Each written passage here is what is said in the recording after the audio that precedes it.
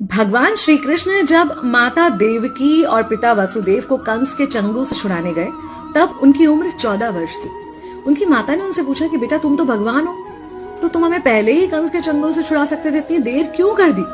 तो कृष्ण जी ने कहा, माता क्या पिछले जन्म में आपने मुझे 14 वर्ष का वनवास नहीं दिया था? माता हैरान रह गई, बोली ये क्या कह रहे हैं आप?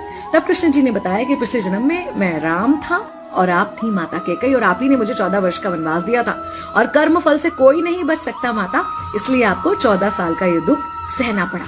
तब आश्चर्यचकित होते हुए माता ने पूछा, तो फिर यशोदा पिछले जन्म में कौन थी? कृष्ण जी ने बताया, वो थी माता कौशल्या, जो 14 साल तक अपने पुत्र से अलग रही थी। उन्होंने उस दुख को सहा था, इसलिए इस जन्म में 14 साल मैं उनके पास रहा और मेरे साथ रहने का माता और पुत्र के प्रेम का सुख उन्हें मिला।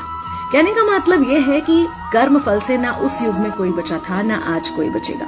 खुद भगवान भी कर्म फल से नहीं बच सकते, इसलिए अपने हर एक कर्म को बहुत सोच समझ कर कीजिए, क्योंकि जिसके भी खिलाफ आप कुछ गलत कर रहे हैं उससे आपकी शत्रुता कुछ समय या शायद एक जन्म की है, लेकिन उसके साथ कुछ गलत करके आप अपने कई जन्म बिगाड़ सकते हैं।